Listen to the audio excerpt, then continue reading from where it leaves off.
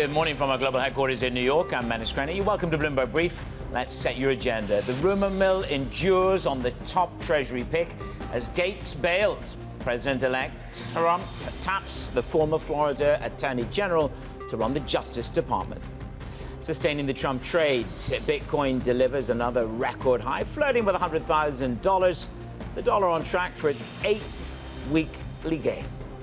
And all that ahead of the latest U.S. consumer sentiment, the PMI data, and the activities to come in a little bit weaker across Europe this morning. Equities are struggling in first flush at 5 a.m. here in New York. They're just dipping by 0.25%. The Russell, however, is bucking that trend. And I can tell you, we added 1.7% on the Russell yesterday. So there is a cyclicality momentum behind some of these markets. Unemployment is at the lowest since April. And Max Kettner says, look, we're still defying the doom and gloom expectations. In terms of flow, 7 weeks of money into U.S. equities, $16 billion. That's to the Flow Show with Michael Hartnett. He says you're going to get a double-digit return going into 2025. The secret sauce is roll it over and have a look at yields. The secret sauce to the double-digit return for Hartnett at Bank of America is a dissipation in yields to the downside. We're down ever so slightly this morning. Again, the narrative here is these are attractive yields, according to PIMCO. These are attractive starting levels, but yields drop slightly this morning, so we have a bit of a shift. But there is one trade which really is the personification of optimism and hope. It is Bitcoin. Gary Gensler, we know, is set to step down, but this is the 5-day chart for Bitcoin. Again, the flow, just look at Mike Novogratz's Twitter flow this morning. You're looking at $100 billion in ETF assets, 730 million record inflows into Bitcoin ETFs. So the momentum is still with Bitcoin, even though there is a little bit of angst in the equity market this morning. Strategists, what are they looking for? Well, the year ahead, they are full of cheer from everybody. David Costin at Goldman Sachs, Mike Wilson over at Morgan Stanley, Julian Emmanuel is bullish also. The year-end targets, 6,500 across the board. Evercore sees that milestone 6,600 being hit by the middle of next year. Nicole Inui is the head of equity strategy for the Americas at HSBC. Nicole, I mean, this is unashamedly bullish calls from across the street. Are you unashamedly bullish for 2025? Good morning. Good morning. Good morning. How are you? Oh, well, when you look at 2025, you're looking at earnings growth. Right now, consensus has about 15% earnings growth for next year. And when we look at kind of quarterly results recently from the companies, corporate guidance continues to be very positive. So when we look at the U.S., we look at guidance sentiment across sectors, and it's improved in almost every single sector. So I think that bodes well for this earnings growth story for 2025. I will say valuations, I think a re-rating story is starting to get a little bit more difficult. You have stocks trading at very lofty valuations. So I think it's less of a re-rating story and more of an earnings growth story for 2025. Look, I started the show by saying for Bank of America, the Flow Show comes out at 5 a.m. every Friday, and the secret sauce for Hartnett is a drop in yields. How much of the momentum for next year is predicated on that? Well, you know, we are estimating the 10-year to get to 3.5, and obviously that's extremely supportive for equities, and that is supportive for the valuation story. I still think it's more a earnings growth story. I don't think yields need to come down that far for us to get good equity returns. And I think part of that is what we've seen so far is that even with high rates, the U.S. consumer has continued to do well. We still see that resilience. So I don't think it's necessarily the yields have to come down. I think it's more we need to see this earnings growth story play out. Well, one thing that is powering ahead, I know it's always interesting when you get the head of equities talking to you about the dollar, and even more so when it's the head of U.S. equities telling me about the strength of the dollar, because I always thought for you equity teams it was like a sort of an immaterial aside, but it's not for you. You flag it very clearly, and stark reality. 8 weeks in a row, we have this powering ahead of the dollar. The euro's touching the lowest since 2022 this morning on the back of slack PMIs. Talk to me about the headwind or not from a strong dollar.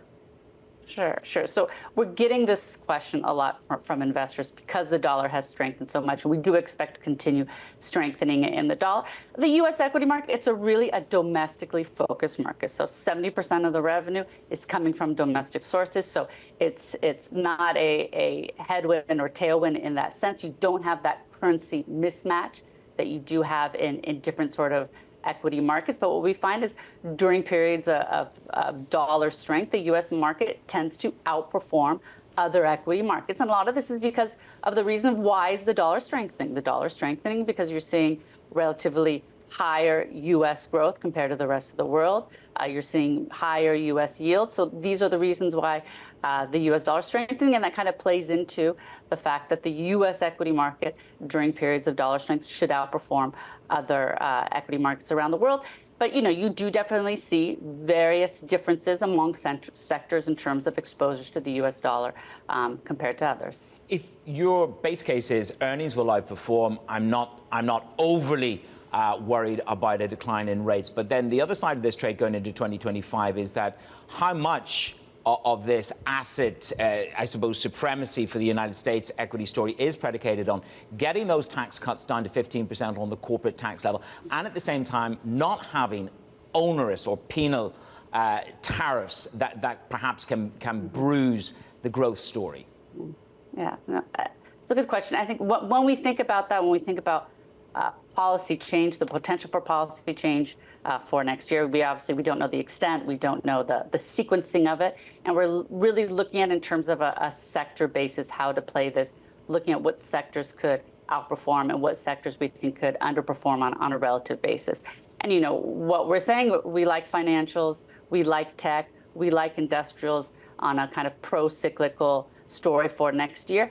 And I think on the other end of the spectrum, the consumer staples, consumer discretionary, I think these are the sectors that if we get these tariffs that come through, a lot of these companies, they import a big share of their products. They're either going to have to pass that on to the consumer or take this on in the margin. And we know these companies do have very, very tight margins. So I think looking at the potential for policy change next year, what we're really talking about is how to play that in terms of the different sectors in the S&P.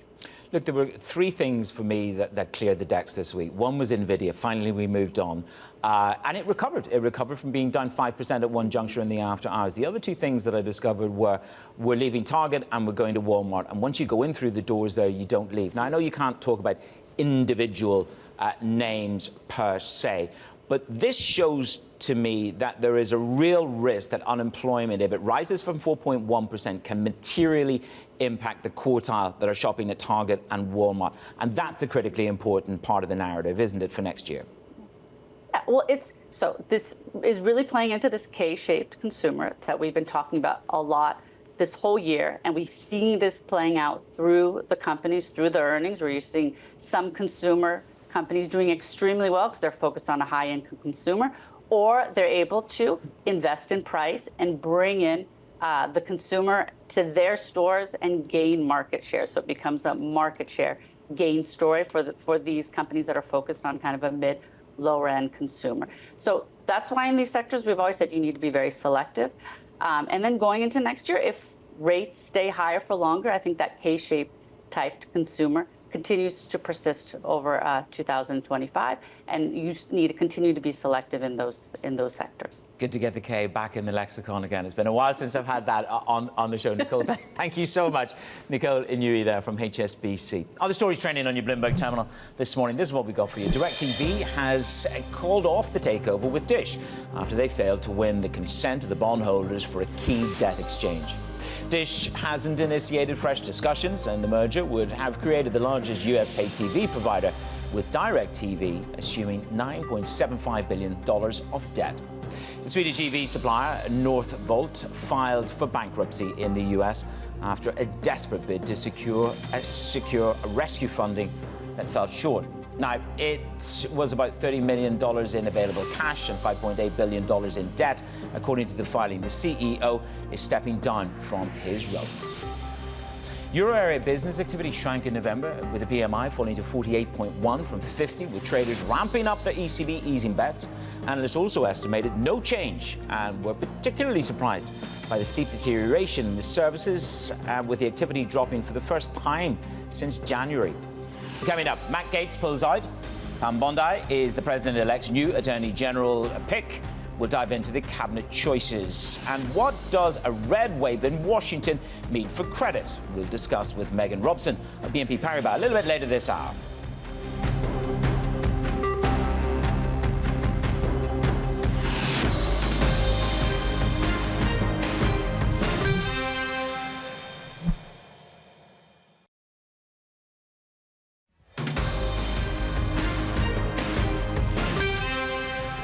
respect his decision, appreciate him offering himself for service at that level, now on to somebody else. I'm sure it's the right decision if he feels like it is and the president feels like it is. The president deserves to have a cabinet who is going to implement his agenda and serve his interests. And so I saw the president's statement, and I trust his judgment. His confirmation process will move more quickly and be more successful if he nominates more confirmable candidates. There's a sense of relief about it, of course. I think he did a pretty noble thing, frankly, honorable thing by getting out himself.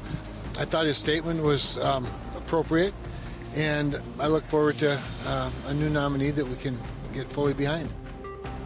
Reactions from the Republican senators there to the news that the former Florida Congressman Matt Gaetz has pulled out of consideration for joining President Donald Trump's next cabinet as Attorney General. Now, Trump has instead handed the role to a former Florida Attorney General, Pam Bondi, pending confirmation, of course. Derek Waldbank is with me. Derek, it's interesting, a more confirmable name.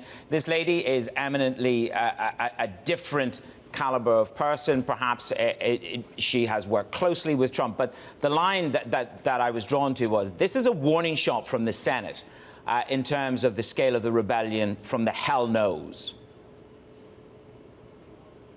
I think, look, the only reason why someone like Matt Gaetz pulls out in this case is because he didn't have the votes, and he didn't have the votes at this point. There were a lot of reports on where the vote count sort of was, and it's very, very early days, but it was very clear that there was a lot of widespread opposition and even more questioning, and that Donald Trump was going to have to use an awful lot of political capital to try and get this even close to the margin for getting over. In having Gaetz depart and having Pam Bondi come in, she's a former attorney general in the state of Florida, Trump instead gets to have most of the things that Gaetz might do anyway. A lot of the policies that he might look to do, a lot of that stuff goes through.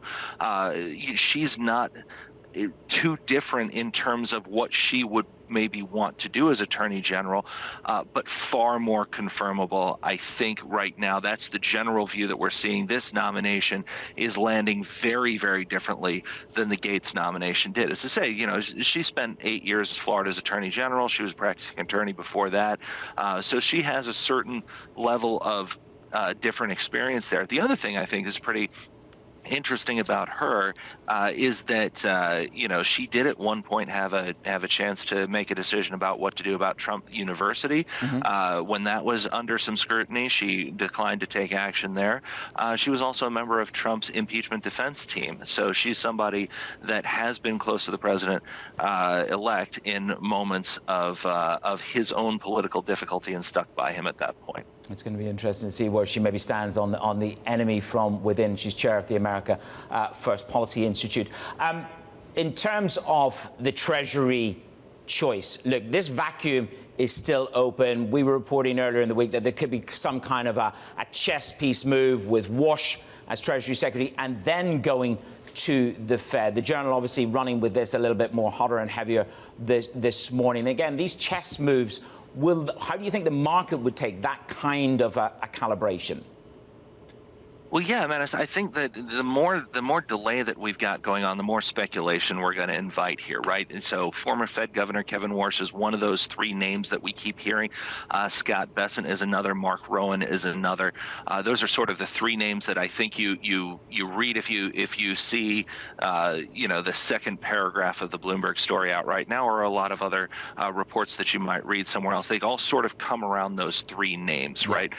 But it's a question of where you go and how you place them. And so there's a possibility that Trump will pick one for one job and another person from another job. It's hard to say right now. And Trump, for not having picked this already, this is one of the highest profile jobs. It's a position that does everything from signing the money all the way to enforcing trade sanctions and sort of setting that policy. So you would imagine in a Trump administration, this is going to be pretty big. He is tending to consider heavyweight names for this. People who are very, very well known in street circles are being considered for this. So it's not like Wall Street is going to be considering fly-by-night names here. But yeah, you can see a certain amount of what about this? What about this else? If this person doesn't get this, where else might they land? That sort of parlor game is going to go on until Trump announces this, and that announcement could come at any moment, really, whenever he decides to make that decision, because he is the person who's going to be making this decision at the end of the day, by himself. Yeah, it's certainly going to have an impact as well in terms of where we go with tariffs. And the question is, of course, are you loyal to my tariff policy, or have you got fealty to my tariff policy? And they are two very, very different things for bond markets. Derek, thank you very much. Derek Woolbank there on the very latest Trump picks. Coming up, Google falling pre-market, possible new search engine stepping in. What are the details? We'll run you through them next on Bloomberg.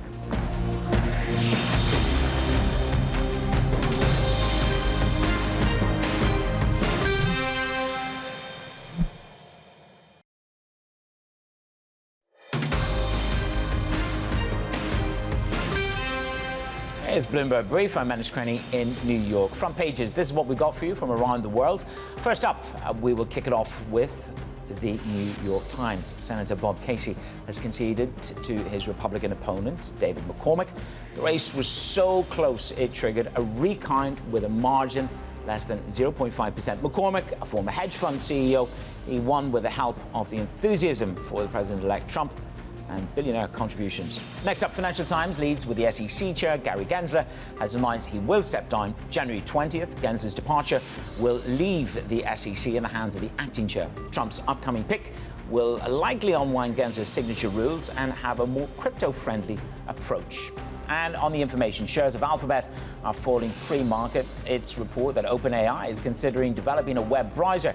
It's just another strike for Alphabet after the DOJ proposed major changes to Google, including a forced sale of its Chrome browser. How likely is that? Let's talk about the Alphabet story. Tamlin Basson is with us from Bloomberg Intelligence. Tamlin, obviously, there's the remedies that are available to the judge.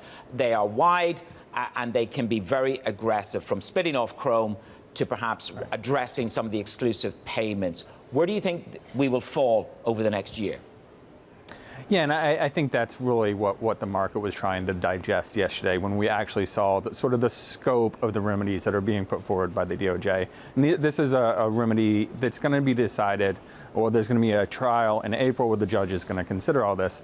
Now, in terms of the worst case scenario, that would be the divestment of Chrome, we think that's a bit unlikely. Just if you go back and you look at the finding that the judge made on liability, it was a fairly well-reasoned finding. We think the judge is more likely going to try to find sort of the narrowest remedy that really addresses this illegal monopoly. So that might put in scope sort of these exclusive payments to be the default search engine on things like iOS. We think that's certainly something that is definitely something that's going to be considered by the judge at this April hearing. Then we're going to have a final outcome likely in August of next year. It's going to be quite a slog, isn't it? And if they do have to hive off Chrome, of course, that puts them way, way back in the line in terms of the AI, their AI product on Gemini. And of course, then to add sort of insult to injury, you've got OpenAI. The story is talking about developing their own search product. Now, this is not something which will happen immediately, but talk me through the proposition. Yeah, and I think so. The potential ramifications of generative AI on the search business is something that's been fairly widespread. And I think part of this is why Google has spent so much money on Gemini, trying to sort of entrench itself and strengthen that moat it has on search. So sort of the news reports that OpenAI is now sort of kicking the tires on building some search products, maybe coupling, getting on devices. You know, I think this is certainly a potential threat to Google going forward, and it's something that I think the market's going to have to pay close attention to. On the other hand, I think you're right. This isn't going to happen overnight. It took a long time for Google to build this sort of dominant position in search. So it's not going to be an overnight thing, but it is something that the market is going to be looking at very closely going forward. Okay, well, it's one of those great stories, isn't it? I mean, there's a long distance between the investigation, the and the delivery. Other people have tried in that space. Remember Bing? Tamlin Basson there of Bloomberg Intelligence. I want to leave you with a snapshot of what's going on in the foreign exchange market. We've had the PMIs out of Europe, and they were pretty dismal. You're looking at the euro dollar, the lowest since 2022. The PMIs dropped into contraction, 48.1 from 50 in October. So unexpectedly in a contraction there, and the betting markets have fired up to 50 basis point cut in December from the ECB. Sterling also under pressure as well, but it is down to the alpha of the dollar. 8 weeks in a row it has been rising, to the extent that you've got equity investors asking the head of HSBC Equities, what is the risk from such a robust dollar? That is what you call a strength and a showing. Coming up, Meghan Robson of BNP Paribas joins me to talk about these tighter credit spreads right here on Bloomberg.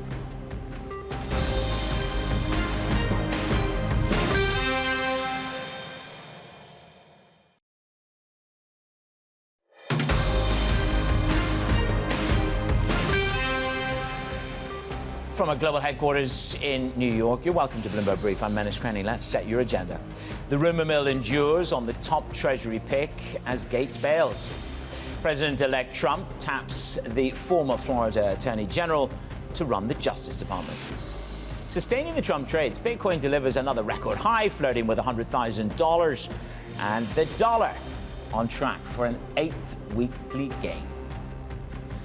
And all that ahead of the latest U.S. consumer sentiment and PMI data, while activities come in weaker than expected across Europe. Good morning. Equity markets, they are just starting slightly on the back foot this morning, and even the Russell has dipped. The Russell put on 1.7%. Yes, he's still 7 weeks of flows of money into the U.S. equity market, $16 billion according to Bank of America. And we're looking at a record inflow this year of $448 billion. Double-digit return will come next year, according to Hartnett at Bank of America. But the secret sauce for that is going to be lower yields. Let me just roll it over, have a look at those yields.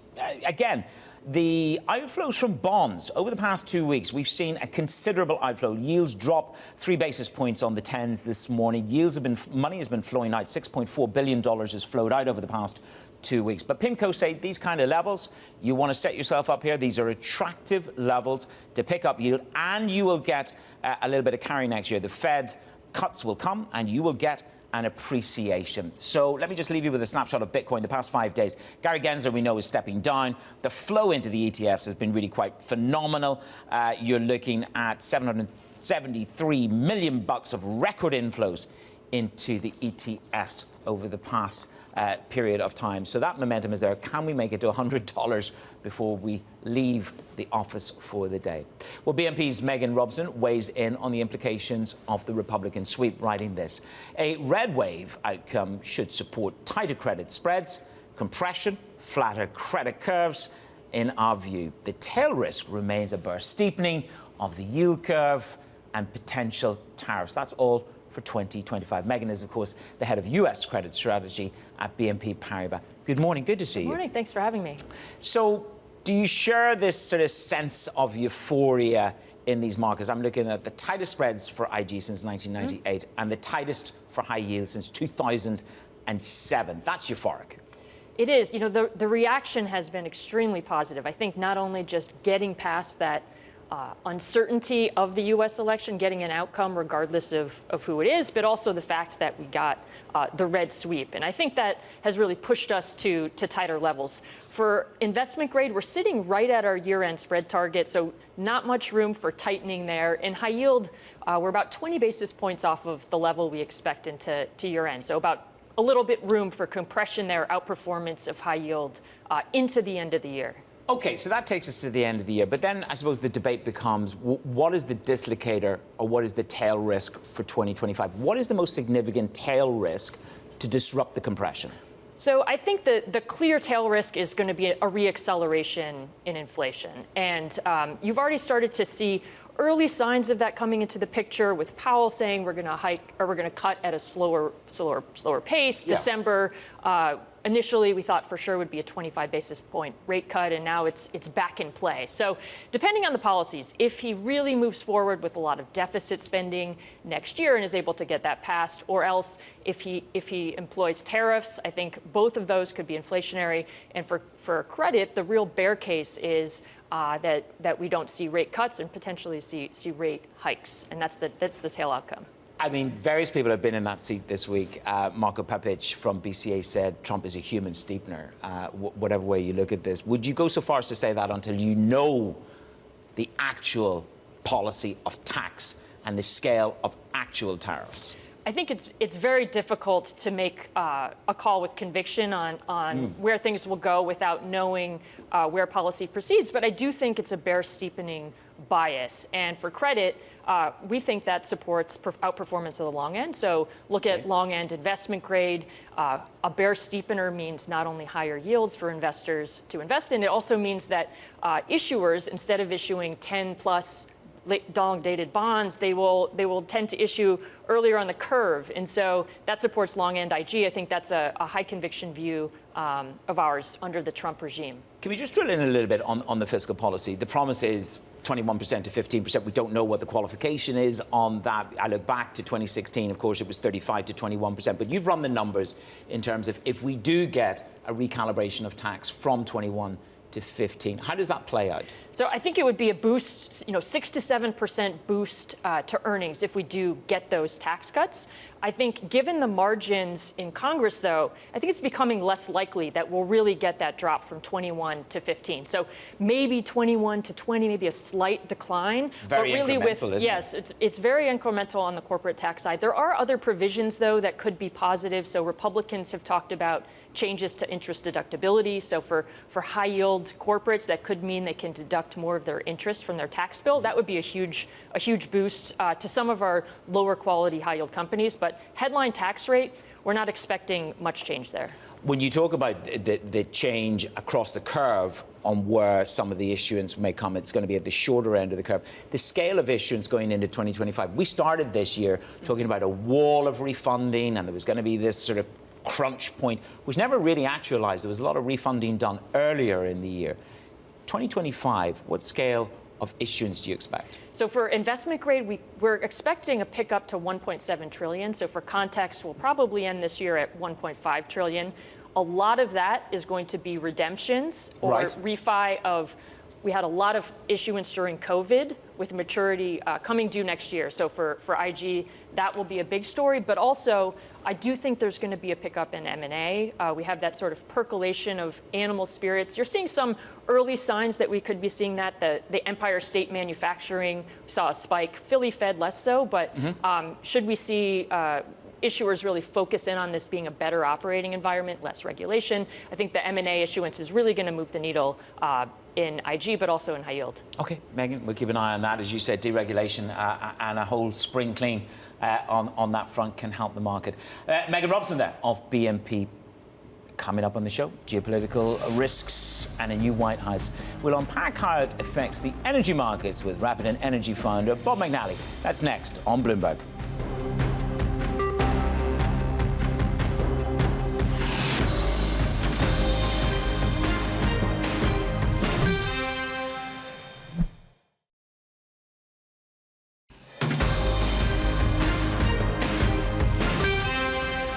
It is your Bloomberg Brief. I'm McNally here in New York. Oil's headed for its biggest weekly gain since early October. The tensions escalate between Russia and Ukraine. This comes as we prepare for a new Trump administration with the Energy Secretary nominee, Chris Wright, and Doug Burgum as the head of the newly created National Energy Council. My guest this morning is Rapidan Energy Founder Bob McNally. Bob, you know a thing or two about the administration. You were with George W. Bush between 2001 and 2003. We'll draw on that expertise in just a moment. Talk to me about the price action this week. There was more of a bid to oil on the back of Russia's escalation relative to Ukraine. Where are we in the escalation of risk analysis of war? Good morning, Manus. Yes, since the summer, crude's been pinned between 70 on the bottom, 80 on the top, more recently 75 on the top. It's geopolitical risk on the upside, macro concerns on the downside. Right now, I think we are still complacent about geopolitical disruption risk. Look, before the election, the president and after, the market was rightly focused on the bearish and macro risk, tariffs, trade war, debt, interest rates, and we agree with that. However, my sense is until the election, they overlooked the geopolitical disruption risks coming from sanctions, mainly Iran, maximum pressure 2.0, but also, as we're seeing from Russia, President Biden on his way out is starting to wind up a little more on sanctioning Russian gas, although we don't think the U.S. sanctions this week will be too impactful. They can find workarounds. However, President Trump, we think, will be willing, if necessary, as with Iran, to crimp Russian energy exports to get leverage for deals he wants to cut. So you expect maximum Iran pressure, but 1.5 million barrels a day, is that going to move the needle for OPEC Plus?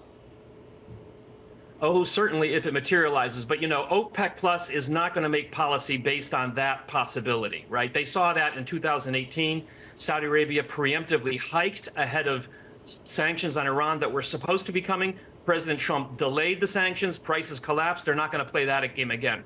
You know, we only see about 500,000 barrels a day going down from Iran. I think China will be incremental in reducing its supplies from Iran to placate President Trump. But it's possible it goes bigger.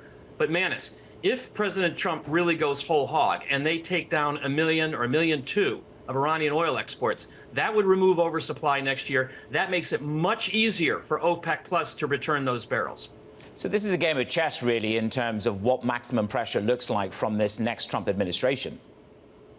You know, that's right. But the incoming advisors from Marco Rubio on down, the White House National Security Advisor, they are all Iran hawks. Right up there with Russia, the priority is to leverage Iran's vulnerability to oil sanctions exports. Their economy is much worse off now than it was in the first term, and get to a deal. So I think you're going to see that pretty soon. And I think until recently, the market was pretty complacent about it.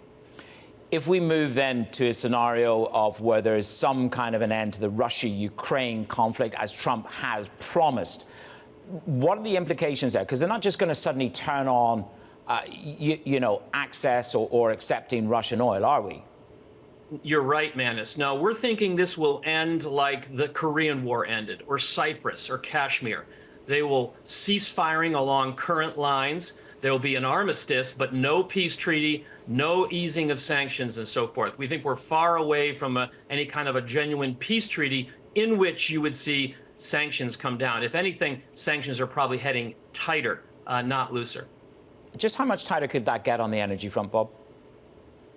How much higher could things go? Well, look, Iran is the big wild card. We're coming to a crossroads in Iran.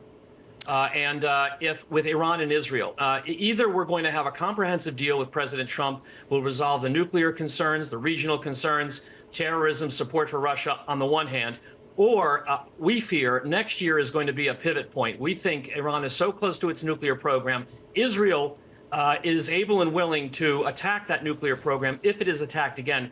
So, Manus, we think next year is going to be a year of decision where it's going to get a lot more bearish, if you will, or a lot more bullish. OK, we're in the pivot points. I want to squeeze a couple of things in here, Bob. The phrase on the campaign trail was energy dominance. What does that really mean? You know, I think for the Trump folks, that means maintaining our position as one of the world's largest, now the world's largest hydrocarbon producer and exporter, not fooling around with export restrictions like the Democrats have been doing. So maintaining that healthy, vibrant U.S. oil and gas sector and removing threats to it from climate regulations or anything else. The challenge for them, Manus, is that, you know, you can have a $30 or $40 crude oil price if you want to get rid of inflation. The president can't drive it there, but that can happen. Or you can have a thriving shale sector, but shale can't live at $30 or $40 crude. So there is a tension a bit, I think, between the idea that we need to drive energy prices lower. Again, the president can't do that. Only Saudi Arabia could do that by opening the taps near term. If that happened, it would hurt shale. We saw that movie. You and I saw it in 2020. Yep. And we will see it again. But what capacity does America have to really ramp up? How much spare production capacity is there in U.S. oil? 0.0 million barrels a day. We haven't had spare production capacity since early 1970s. So then how do you get dominance? Is that deregulation just letting you square it for me? Because it doesn't make sense. If you've got 0.00 capacity and you want dominance, put the two together, because I can't do the math. The only way you can do it is to dial 1-800-RIAD.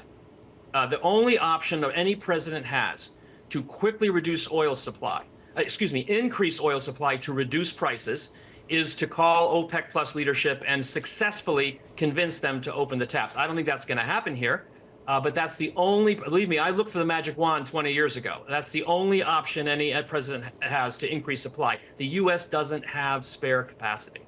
When you were on the National Energy Council 20 years ago and the National Security Council 20 years ago, you were busy. Give me your take in 60 seconds on Doug Burgum, the energy czar, and Chris Wright. secretary, not the nominee for energy? I think they're fantastic. I think they're going to be full-throated defenders of all of the above energy approach. You look at especially Chris Wright. He's okay with geothermal, batteries, nuclear reactors. It's not all about oil and gas for him. But you know what, Menace? It's not just the U.S. Around the world, look at Europe. Look where Europe is going. Look at this German election that's coming up. Look at the elections we've seen this year in Europe.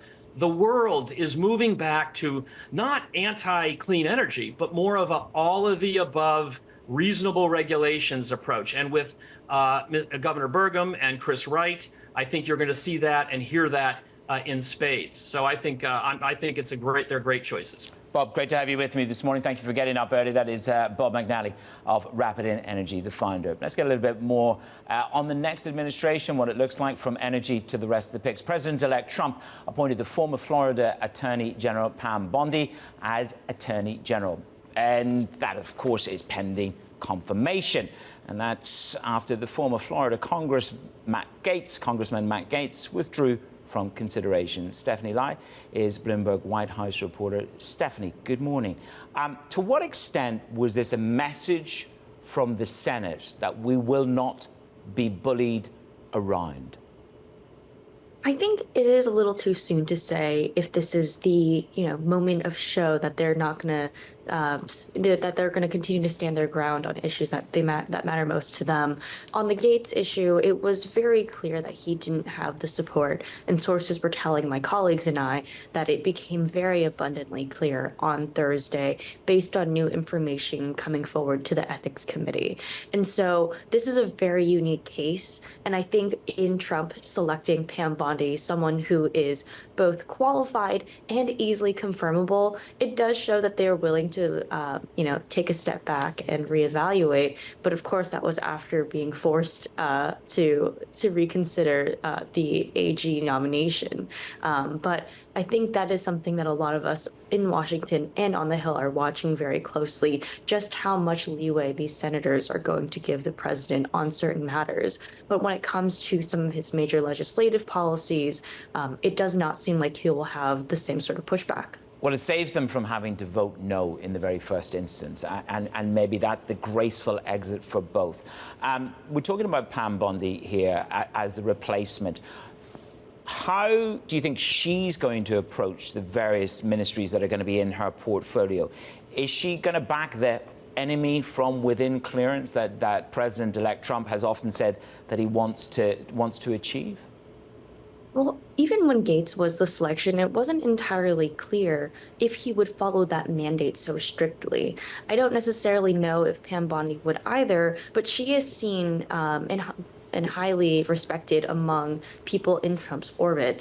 As one of his lawyers in the past, people do have a lot of respect in the work that she's done. Mm-hmm. So you can expect that same sort of deference to the president. And in fact, part of her appointment could have been due to the loyalty that she's shown in the past. And we're still, of course, waiting to hear who is the Treasury appointment. The Journal runs with what we've been talking about pretty much all week, which is Walsh would go to Treasury for a couple of years and then go to the Fed. So this would be a very elegant sequencing, and it would perhaps keep Bessent in play at NEC. Certainly. I do believe, though, that there is, as we haven't seen a decision yet, it's very likely that the president is still considering this option. If it was something that was a done deal, we probably would have heard it sooner, just in the fact that these appointments have been coming so quickly. And so that is definitely something that we've been hearing, though the outcome of it might not necessarily be as that plan dictates. Okay. Well, we wait to see. Let's see if we can wrap it up before the close of business this week. Stephanie Lai, they're joining us from Palm Beach.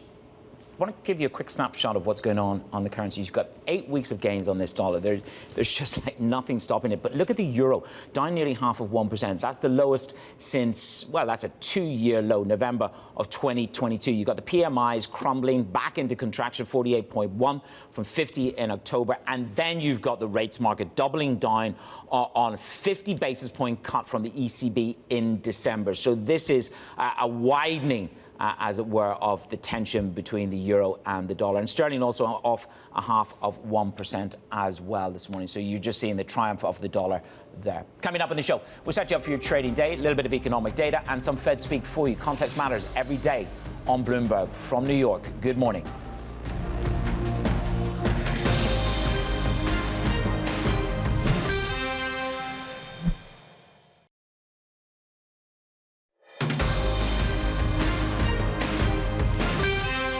I am gravely concerned that the rise of tariffs puts us on a slippery slope towards cronyism capital. For the American companies that produce goods in America, there's unquestionably a short-term benefit. Those same companies that enjoy that momentary sugar rush of having their competitors removed from the battlefield soon become complacent, soon take for granted their newfound economic superiority, and frankly, they become less competitive on both the world stage and less competitive at meeting the needs of the American consumer. Clear warning on tariffs there from the Citadel CEO Ken Griffin speaking to Sonali Basak at the Economic Club of New York. Here's how the day ahead looks for you. Economic data, PMIs, US PMIs coming out at 9:45 a.m. We just had some brutal European PMIs taking the euro lower. Next up, you're going to have data. UMich, consumer sentiment at 10 a.m. And on the Fed slate, you have Michelle Bowman speaking a little bit later this evening at 6:15 p.m. Some micro movers for you. Ross Stores, the discount retailer, lifting its annual projections for its earnings per share, along with the results. They fared a little bit better than was feared. You have Tenet Healthcare, hospital stocks extending the sell-off for the 8th day. This is pretty brutal. Again, under more pressure since President-elect Trump's election victory. Dr. Oz taking over health, and of course, what will JFK Jr. Do in his administration? So, that's steady play on a couple of those stocks. I want to leave you with a snapshot of what's going on with the bond yields. Obviously, the PMIs coming in much lower than we had anticipated. S&P futures are down 0.25%. So the European PMIs are down. Look at those bond yields dropping. US yields also fall ever so slightly. We'll have the PMIs for you later in the day.